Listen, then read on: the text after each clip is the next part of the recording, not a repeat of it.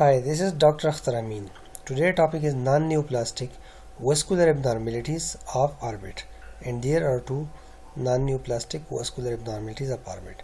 One is cavernous sinus thrombosis and the other is carotid cavernous fistula. Cavernous sinus thrombosis, carotid cavernous fistula. The first one we will discuss is the cavernous sinus thrombosis. Before discussing cavernous sinus thrombosis, I request all of you to please subscribe to my channel so that I may know how many of you are interested, how many doctors are interested, so that I should continue and complete the goal of ending the whole Kansky in 100 days. Cavernous sinus thrombosis. Thrombosis means clotting. So it is clotting within the cavernous sinus.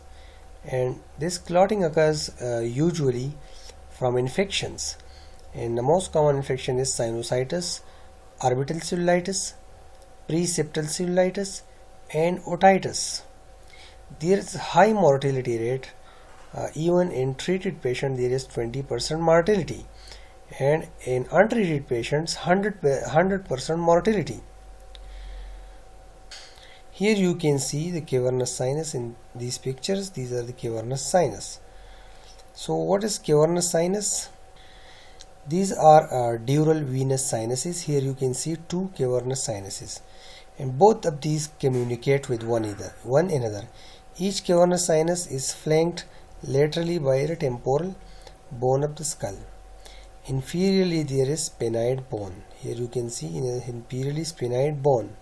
Cavernous sinus, so it is close proximity with the sphenoid sinuses.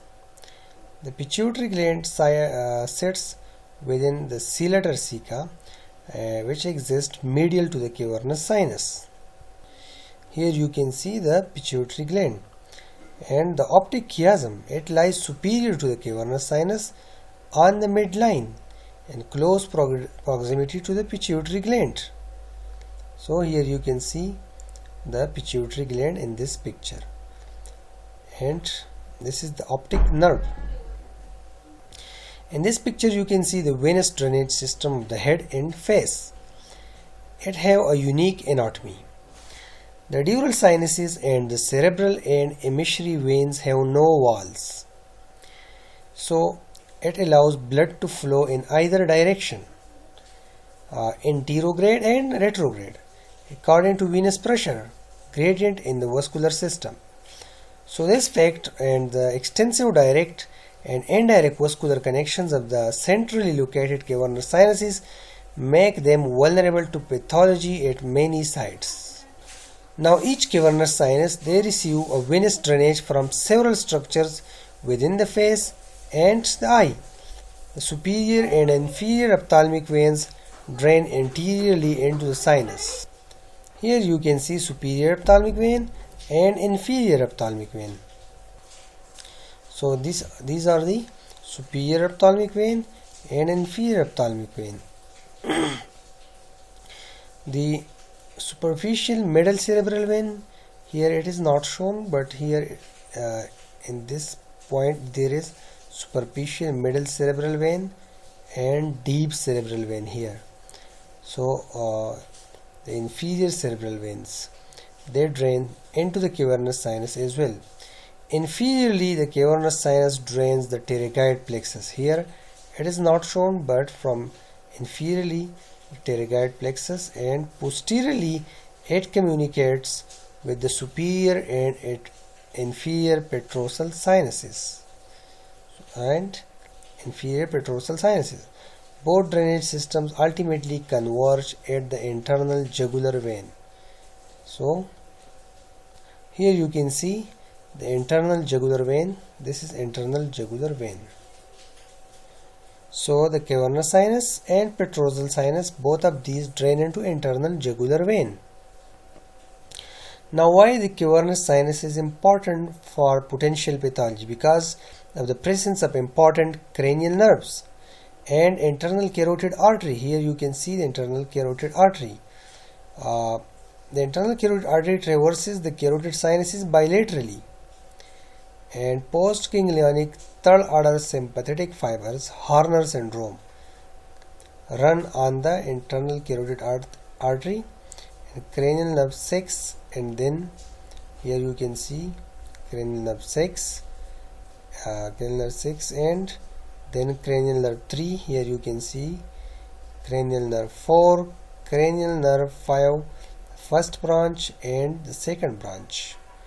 They are all tethered to the lateral wall of the cavernous sinus. So these lies in the cavernous sinus. The cranial nerve 6, abducent nerve. It lies freely inferolateral to the internal carotid artery and medially to the other cranial nerves. So it lies freely. Cranial nerve 2 does not travel within cavernous sinus but is closely associated superior medially. So one is cavernous sinus thrombosis and one is cavernous sinus syndrome. Cavernous sinus syndrome is caused by any pathology or any lesion present within the cavernous sinus, which disrupts the function of other anatomical structures. The most common cause of cavernous sinus syndrome is mass effect from tumor. Other common causes of cavernous sinus syndrome include trauma, self-limited inflammatory diseases. Less common causes include vascular etiologies and infections. And cavernous sinus thrombosis, it is one of the important infectious etiology of cavernous sinus syndrome. It may present initially to an ophthalmologist and requires urgent management. Why urgent management? Due to its life-threatening prognosis. So there is septic and aseptic. Septic cavernous sinus thrombosis, it is typically seen as a complication of facial infection such as sinusitis, cellulitis. Why? Because due to the valveless nature of the facial veins, the sinuses are vulnerable to stagnation and poor drainage in the setting of severe infection, it causing the formation of thrombus. So the thrombus can then cause damage locally or travel to the brain and causing stroke-like symptoms or encephalitis or meningitis. So the most common is infection from nasal furuncle, 50% causes, 30% from sphenoid and ethmoid sinuses, dental infections 10%, tonsils, soft palate, middle ear and orbital cellulitis constitute the remaining 10% causes. The infection goes through the superior and inferior ophthalmic veins. Staphylococcus aureus is present in 70% infections. Also, other infections are from streptococcus. The aseptic causes are the trauma, circulatory problems, nasopharynx cancers, and other tumors of the skull base, dehydration, and anemia. What are the signs and symptoms? There is rapid onset and may include severe headache and early this signs and symptoms are non-specific and the symptoms resemble those of orbital cellulitis, but headache is the most common and rapid onset. Other signs and symptoms are malaise, nausea and vomiting, and unilateral or upon bilateral proptosis, progressive altered mental status, fever, malaise, nausea, vomiting, bilateral proptosis, ptosis, chemosis, third to sixth cranial nerve palsy, beginning in one eye and progressing to the other eye. As you have seen, these nerves are present in cavernous sinus, so their function may be compromised. Also, a congestion of the facial, conjunctival and retinal veins and reduced vision. And so the third to sixth cranial nerves may be compromised. Diagnosis is with imaging, especially MRI and MRI venography. Also, diagnosis is sometimes clinically evident. Also we should do CBC, ESR, blood cultures, sinus cultures, lumbar puncture and CT scan. So complete blood count and blood cultures, they can be used to assess for underlying infections.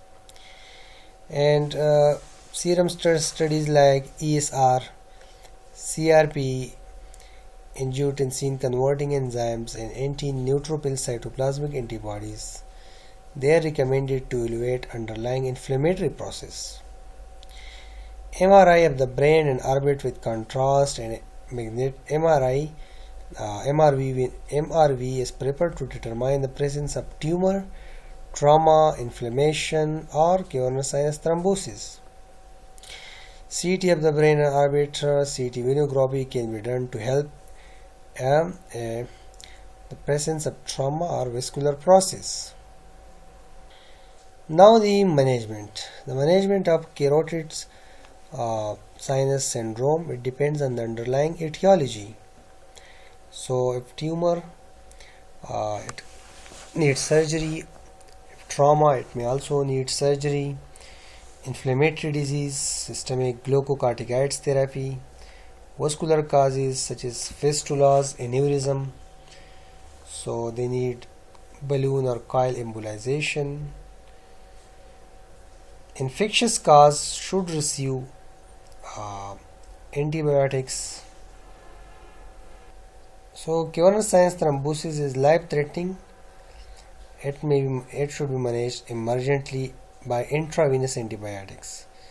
Intravenous antibiotics should be started immediately for treatment of underlying infection. ENT should be consulted to evaluate the need for surgical drainage of the primary infection. And there should be antibiotics should be given for 3 to 4 weeks. Lateral canthotomy and cantholysis to decrease the intraocular pressure. Anticoagulation, glucocorticoids and surgical drainage. Prognosis: high mortality rate in 20% of treated patients, 100% of untreated cases. Spread of infection can cause meningitis, cerebral abscess, persistent oculomotor weakness, blindness, hemiparesis and pituitary insufficiency. The second topic is carotid cavernous fistula. It is the development of arteriovenous fistula between the carotid artery and the cavernous sinus, venous cavernous sinus, which result in a rise in the venous pressure in the sinus and also rise in pressure in the structures drained by this cavernous sinus. And the ocular manifestations occur because of this rise in pressure causes venous and arterial stasis around the eye, and also venous and arterial stasis in the orbit.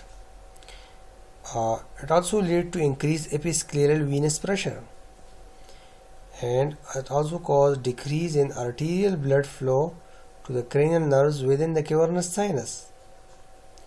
There are two types: direct and indirect carotid cavernous fistula. Carotid cavernous fistula are divided into direct and indirect, and also by Barrow classification. In Barrow classification there are 4 types: type A, B, C, D. Type A is a direct connection, while the type B, C, D are indirect connections. Type A is direct fistula, while type B, C, D are indirect fistula. In type A is direct fistula. It is a direct connection between internal carotid artery, here you can see, and the cavernous sinus, while type B, C, D are indirect.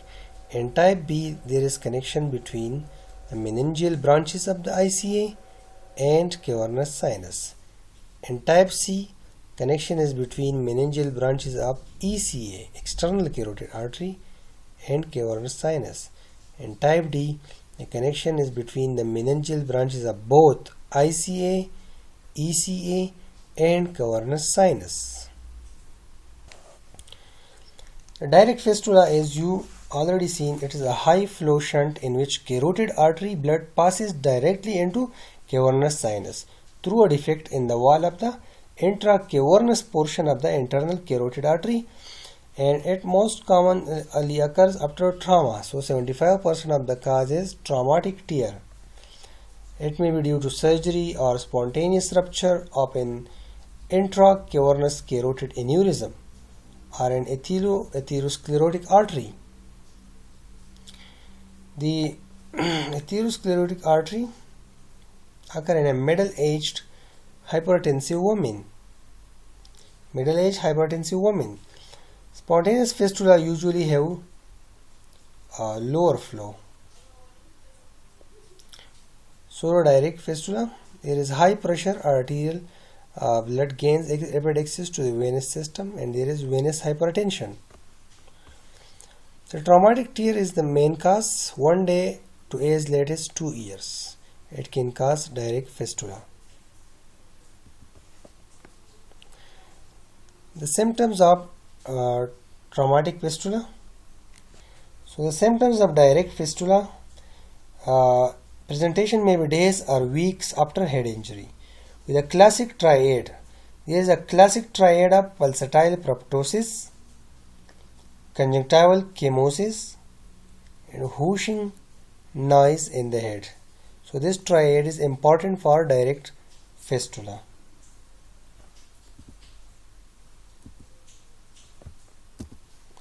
So what are the signs? The signs are there is immediate visual loss.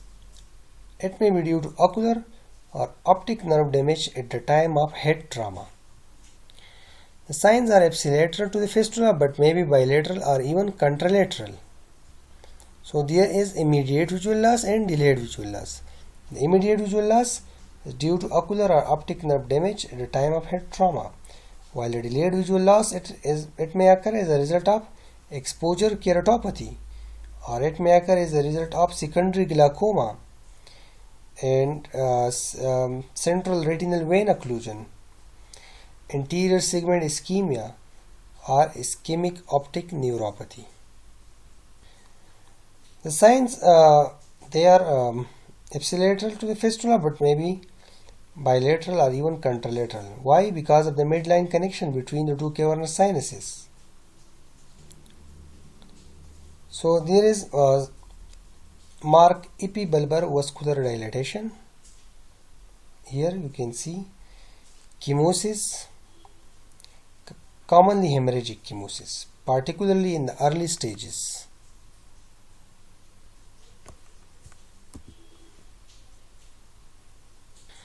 The pulsatile proptosis is associated with a brew, which can be, you can listen it with a stethoscope can be used, and a thrill, and both the brew and thrill can be abolished by ipsilateral carotid compression in the neck. Increased intraocular pressure, it is due to elevated episcleral venous pressure, and orbital congestion and sometimes angle closure glaucoma. The anterior segment ischemia, it is characterized by corneal epithelial edema, aqueous cells and flare. In severe cases there is iris atrophy, cataract, rubeosis iridoris. Ptosis, it is due to third nerve involvement, and ophthalmoplegia is found in 60 to 70% of cases. Ophthalmoplegia is due to ocular motor nerve damage from initial trauma, and an intracavernous aneurysm can cause it, or the fistula itself can cause ophthalmoplegia. The sixth cranial nerve is most frequently affected. Why? Because of its free floating location within the cavernous sinus. The third and fourth nerves situated in the lateral wall of the sinus, and so they are less frequently involved. Engorgement and swelling of the extraocular muscles may also contribute to defective ocular motility.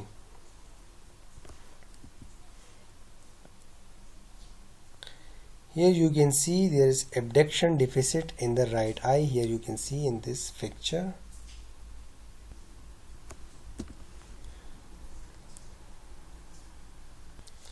This is a CAT scan obtained on initial presentation after biking injury.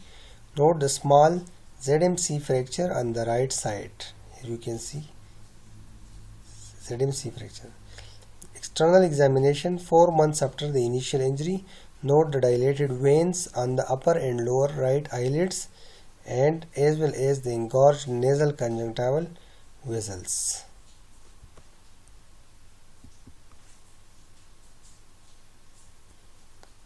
The fundus examination, it may show optic disc swelling, venous dilatation, intraretinal hemorrhages from venous stasis, an impaired retinal blood flow. Vitreous hemorrhage is rare. Now, the indirect fistula. In indirect fistula, it is also known as dural shunt. There is the intracavernous portion involvement, intracavernous portion of the internal carotid artery. The intracavernous portion is remain intact. The arterial blood flows through the meningeal branches of the external or internal carotid arteries indirectly to the cavernous sinus. So the BCD type in the Barrow classification, which we already discussed. Here you can see the B type, the C type and the D type, which contains both the internal and external carotid communication with cavernous sinus. The clinical features are subtle than the direct fistula, so the condition may be overlooked. Spontaneous rupture of an atherosclerotic artery or congenital malformation is the usual cause, and it may be also be precipitated by minor trauma. It may be also precipitated by straining. Connective tissue and collagen vascular disorders can also be associated. So, it is caused by vascular disease or atherosclerosis. So, the symptoms are gradual onset of redness up one or both eye. It is atypical presentation. It is caused by conjunctival vascular engorgement. What are the signs? There is mild epibulbar vascular dilatation. It is milder than direct fistula. There is you can see there are corkscrew conjunctival vessels, corkscrew epibulbar vessels. It is a common and subtle later sign. These are not pathognomonic and can be found in normal eyes. So other signs are exaggerated ocular pulsation. The exaggerated ocular pulsation is readily detected on slit lamp applanation tonometry. Raised intraocular pressure, often bilateral but higher on the side of the fistula. The proptosis and brew are mild if they are present. And ophthalmoplegia caused by sectional palsy or swelling of extraocular muscles in marked cases.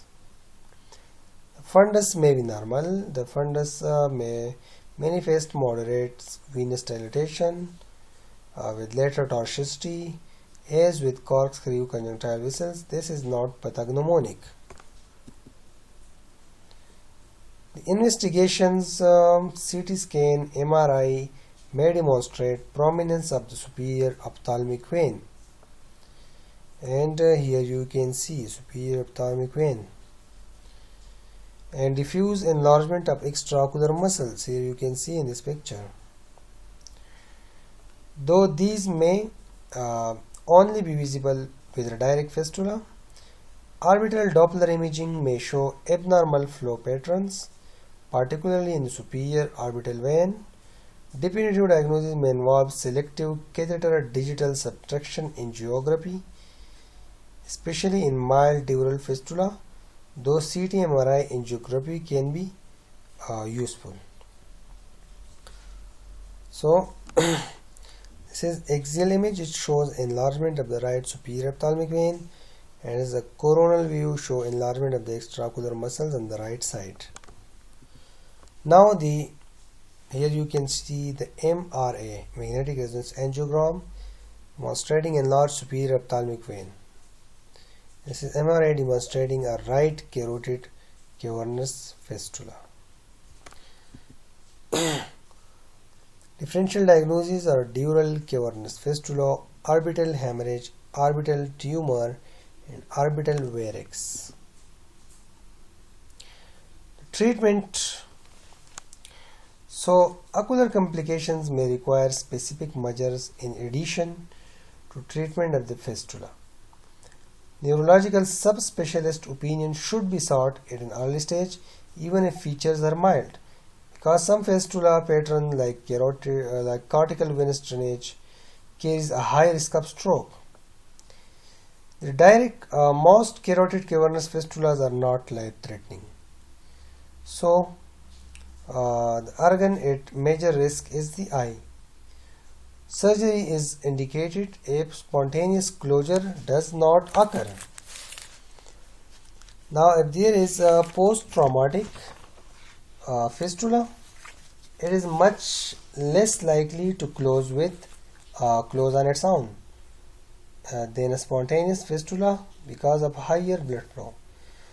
Treatment is likely to consist of trans-arterial approach to repair the artery, for example, the coil or other, or occlude the involved sinus with a coil, balloon or other. So here you can see the coil embolization of a direct carotid cavernous fistula here. The early arterial pace catheter angiogram shows filling of the cavernous sinus and superior ophthalmic vein. And there is a deposition of the coil in the cavernous sinus, and the fistula is closed, and there is no retrograde flow in the superior ophthalmic vein. There is no retrograde flow. So treatment is likely to consist of transarterial approach to repair the artery. Craniotomy for arterial repair is occasionally needed. While indirect treatment observes the small fistula, if required treatment usually involves transvenous occlusion of the involved sinus. Spontaneous closure or occluding thrombosis sometimes occur in 50% cases. Intermittent carotid compression under specialist supervision has been reported to increase the likelihood that will take place. So